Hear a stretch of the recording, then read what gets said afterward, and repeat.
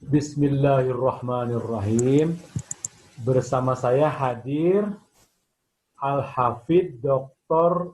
Muhammad Nasi. Allah memberikan kemampuan, memberikan amanah, tidak kepada banyak orang, salah satunya kepada Dr. Muhammad Nasi. Sejak aliyah beliau ini diberikan oleh Allah hafalan Al-Quran sebanyak 30 juz atas nama diri sendiri, maksud saya atas kemauan diri sendiri begitu. Jadi tanpa ada guru. Saja guru beliau banyak karena beliau pesantren di mana-mana. Nah, hari ini saya ingin belajar perihal pesan-pesan Profesor Dr. Nurholis Majid yang selalu dibawakan oleh Dr. Muhammad Nasi, seorang dosen di FISIP Universitas Indonesia. Apa yang dibawakannya adalah pesan-pesan dari Al-Quran, pesan-pesan dari Al-Hadis kepada para penerus Cak Nur, khususnya di HMI. Tentu saja tidak hanya di HMI, karena sekali lagi pesannya itu adalah dari Al-Quran dan dari As-Sunnah. Pak Doktor, pertanyaan pertama, di mata Pak Doktor, siapa dan apa bagaimana Dr. Nurholis Majid? Itu barangkali pertanyaan pertama Pak Doktor. Wah, pertanyaannya banyak, berat. Tapi ya harus coba dijawab ya. Terima kasih. Kita mendiskusikan ini, saya akan membatasi kajian kita ini pada dua aspek, yaitu aspek agama dan politik. Karena fokus Cak Nur, karena beliau sesungguhnya adalah pemikir Islam dan yang dibicarakan adalah seputar pemikiran Islam, kemudian ijtihad, ya, pembaharuan, modernisasi, kemudian lagi kalau di dalam politik itu bagaimana menghubungkan antara Islam dengan politik. Nah, saya ingin mengomentari dulu soal Cak Nur ini siapa dan pemikirannya bagaimana. Ya, Cak Nur ini adalah seorang santri yang mengawali pemikirannya itu dari pesantren. Dari pesantren yang karakternya adalah pesantren yang sering disebut sebagai pesantren salaf, kemudian masuk di pesantren modern. Jadi kalau kita lihat biografinya misalnya, Bapak Cak Nur ini adalah seorang kiai. Kiainya adalah kiai pesantren salaf yang memiliki tradisi penguasaan terhadap khasanah intelektual Islam klasik. Kemudian masuk ke pesantren modern Gontor, memiliki tradisi bahasa sehari-hari sehingga dipadukan antara penguasaan khasanah intelektual Islam klasik yang biasanya kalau di Indonesia ini yang menguasai khasanah intelektual Islam klasik ini tidak terbiasa dengan budaya berbahasa asing sehari-hari. Nah, Cak Nur ini lengkap ya, karena memiliki tradisi salafiyah tadi dan kemudian memiliki budaya baru, budaya di pesantren modern sehingga penguasaan bahasanya juga bagus. Ditambah lagi dengan masuk di Fakultas Adab UIN atau YIN ya dulu, YIN Syarif Hidayatullah Jakarta. Jurusan sastra Arab. Nah, jurusan sastra Arab lagi. Ya, kemudian masuk di HMI. Nah, kemudian di HMI inilah Cak Nur melakukan pembaharuan ya, yang pada saat itu disampaikan di Jakarta, yang kemudian menuai kontroversi itu. Sehingga Cak Nur yang tadinya dikenal sebagai, kemudian dicabut dari citra sebagai Nasir Muda, dan dikenal sebagai tokoh liberal. Nah, pulang dari Amerika juga dikenal sebagai menggelorakan pemikiran-pemikiran liberal. Oleh orang yang tidak mengenalnya ya. Ya, yang menuduh liberal itu orang yang ya bisa saja orang yang mengenalnya juga, orang yang tidak mengenalnya, orang yang mengenalnya juga ada yang menyebut dia sebagai pemikiran liberal, dan memang di dalam bukunya siapa misalnya, Greg Barton misalnya, itu disebut sebagai pemikir liberal di Indonesia. Yang disebut sebagai pemikir liberal itu kan ada Gus Dur, ada Ahmad Wahid, ada Nurholis Majid, kemudian ada Johan Effendi, itu kan yang disebut sebagai pemikir Islam liberal itu. Kemudian siapa lagi? Ya, ada tokoh-tokoh lain lah yang dikenal sebagai pemikir liberal di Indonesia itu. Nah, kemudian memang Cak Nur ini memiliki pemikiran-pemikiran yang agak berbeda. Misalnya pada saat itu melontarkan gagasan tentang sekularisasi misalnya. Ini yang kemudian menyebabkan Cak Nur dianggap sebagai orang murtad. Karena gagasan-gagasannya dianggap menyebabkan konsepsi-konsepsi yang dibawa dari Barat itu mengalami menjadi arbitrer ya. Jadi nggak jelas gitu. Dan memang Cak Nur memiliki gagasan tentang pluralisme agama misalnya. Nah ini yang nanti perlu kita kritik. Tetapi di awal ini saya ingin menegaskan bahwa berdasarkan cerita dari Mbak Omi, istrinya Omi Komariah, saya pernah ngobrol cukup lama, mungkin Mbak Omi juga lupa. Saya dengan Bu Husnul dan beberapa teman pada saat itu ngobrol di Citos sambil makan, ya ngobrol tentang hari-hari terakhir Cak Nur. Ketika Cak Nur berada di rumah sakit, menjelang ajal, ya menjelang Cak Nur wafat, Mbak Omi menuntun atau mentalkin mentalkin Cak Nur dengan Allah, Allah, Allah gitu. Saya tanya, kenapa Allah, Allah aja gitu.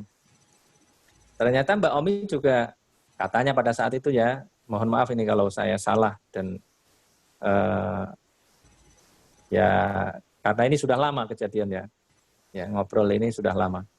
Ya baru beberapa tahun Cak Nur meninggal pada saat itu. Nah kemudian kami ngobrol, ditalkin. Kenapa kok ditalkin Allah Allah saja? Karena Mbak Omi juga terpengaruh oleh cara berpikir orang atau tuduhan-tuduhan orang bahwa Cak Nur ini sesat lah, Cak Nur ini liberal dan lain sebagainya. Khawatir kalau matinya itu tidak husnul khotimah. Kalau ditalkin dengan Allah Allah saja kan aman gitu. Sudah cukup. Kalau ditalkin dengan la ilaha illallah misalnya, dia khawatir kalau baru la ilaha kemudian sudah meninggal gitu. Sudah dicabut nyawanya. Kalau baru la ilaha dicabut nyawanya kan gawat gitu. Berarti su'ul khotimah. Tapi ternyata kata Mbak Omi ketika akan meninggal tadi itu, ketika ditalkin dengan Allah, Allah, Allah tadi itu, justru Cak Nur mengatakan, Mah, jangan cuma Allah, Allah saja yang lengkap. La ilaha illallah Muhammadur Rasulullah. Cak Nur mengatakan demikian. Justru yang menuntun ini adalah Cak Nur menuntun istrinya agar menuntun dia gitu. Agar menuntunnya itu yang lengkap, tidak hanya Allah Allah saja, tetapi la ilaha illallah Muhammadur Rasulullah. Dari sini kita bisa melihat bahwa Cak Nur ini menjelang akhir hayatnya, pada akhir hayatnya memiliki paradigma teologis yang sangat kuat sesuai dengan tuntunan Al-Quran dan Sunnah Nabi Muhammad. Kalau di dalam Islam itu konsepsi teologisnya adalah, atau iman yang benar itu adalah iman kepada Allah sebagai satu-satunya Tuhan. Maka konsepsi keimanan di dalam Islam itu adalah la ilaha illallah. Tidak ada Tuhan selain Allah. Bukan Allah adalah Tuhanku, tetapi tidak ada Tuhan selain Allah. Bedanya apa? Kalau Allah adalah Tuhan, bukan berarti yang lain bukan Tuhan. Yang sering saya jadikan sebagai contoh adalah, aku cinta kamu bukan berarti ku tak mendua. Tetapi kalau hanya engkau satu-satunya cintaku, hanya kepadamu aku cinta, itu berarti cintanya hanya satu. Tetapi kalau Allah adalah Tuhanku, bukan berarti batu tidak Tuhanku, bukan berarti uang tidak Tuhanku. Nah, gitu. Nah, ternyata Cak Nur memiliki konsepsi tadi la ilaha illallah. Tetapi belum selesai sampai di situ karena di dalam Islam konsepsi tauhid itu tidak cukup hanya berhenti kepada iman kepada Allah sebagai satu-satunya Tuhan, tetapi juga ada lanjutannya. Beriman kepada Allah sebagai satu-satunya Tuhan harus dilanjutkan dengan iman kepada Rasul secara keseluruhan. Rasul Allah itu banyak jumlahnya, dan yang harus diketahui yang disebutkan di dalam Al-Quran itu ada 25. Ada 25 nama Rasul yang harus kita ketahui. Nah, itu harus kita imani secara keseluruhan. Kalau ada orang beriman kepada Allah, tetapi dia tidak beriman kepada Rasul secara keseluruhan, maka dia tidak bisa disebut. Misalnya ada orang percaya kepada Allah sebagai satu-satunya Tuhan, kemudian dia percaya kepada Nabi Adam sampai Nabi Musa misalnya, tapi dia tidak percaya pada Nabi Isa, ya nggak bisa disebut dengan Islam. Ada orang percaya kepada Nabi Adam sampai kepada Nabi Isa, tetapi dia tidak percaya kepada Nabi Muhammad, maka dia tidak disebut sebagai Muslim. Contohnya siapa?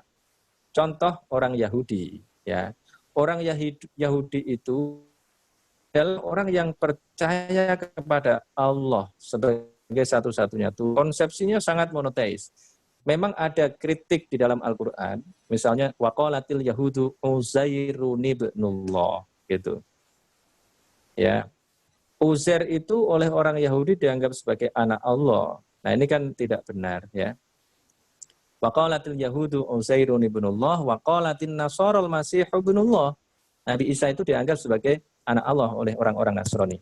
Dua-duanya sama-sama tidak benar. Tetapi secara umum orang-orang Nasrani, orang-orang Yahudi adalah orang-orang yang konsepsi teologisnya adalah monoteistik. Nah, mereka juga percaya kepada rasul-rasul sampai rasul yang dijanjikan sebagai rasul yang terakhir. Karena di dalam kitab Taurat dan kitab Injil, dan ini dikutip oleh Al-Quran, dia disampaikan oleh Al-Quran, wa idh qala Isa ibnu Maryam ya bani Israila inni rasulullahi ilaikum musaddiqan lima bayna yadayya minat Taurati wa mubasyyiran bi rasuli ya'ti min ba'di ismuhu Ahmad. Gitu. Nabi Isa mengatakan bahwa nanti akan ada rasul setelahku yang namanya Ahmad. Ahmad ini ya Nabi Muhammad itu maksudnya, ya. Nanti bisa kita kaji di dalam kajian khusus. Ahmad ini adalah Muhammad itu. Artinya apa? Orang Yahudi, orang Nasrani ini, yang kalau di dalam Al-Quran yang tadi saya sebutkan itu orang Nasrani, kan mereka juga Bani Israel, ya. Orang Yahudi ini berharap bahwa Rasul yang terakhir yang disampaikan di dalam kitab Taurat itu adalah orang yang berasal dari keturunan Bani Israel. Dari keturunan Ishak dan Yakub. Ternyata yang lahir menjadi Rasul yang terakhir itu berasal Ismail, bukan berasal dari Ishak dan Yakub, bukan keturunan Yahudi. Karena bukan keturunan Yahudi, maka mereka tidak mau mengakui. Ini yang disebut dengan fanatisme yang berlebihan. Karena tidak berasal dari tidak disampaikan. Padahal Al-Quran sudah mengatakan bahwa ini Al-Quran menunjuk bahwa orang-orang Yahudi, orang Kristen itu sudah memiliki gambaran tentang Nabi yang terakhir itu karena sudah diinformasikan. Alladzina atainahumul kitaba ya'rifunahu kama ya'rifuna. Iya. Mereka sekali, ya, Rasul yang terakhir tadi itu ya'rifunahu kama ya'rifuna abna'ahum, seperti mereka mengenali anak-anak mereka sendiri. Nah, makanya pendeta-pendeta itu kan sudah tahu bahwa Nabi Muhammad ini waktu masih kecil itu ya, ini calon nabi. Misalnya ketika Nabi Muhammad mengikuti perjalanan dagang pamannya Abu Thalib, misalnya ketika melewati kuil Buhairah itu, dia sudah diidentifikasi nanti ini akan jadi orang besar, misalnya gitu.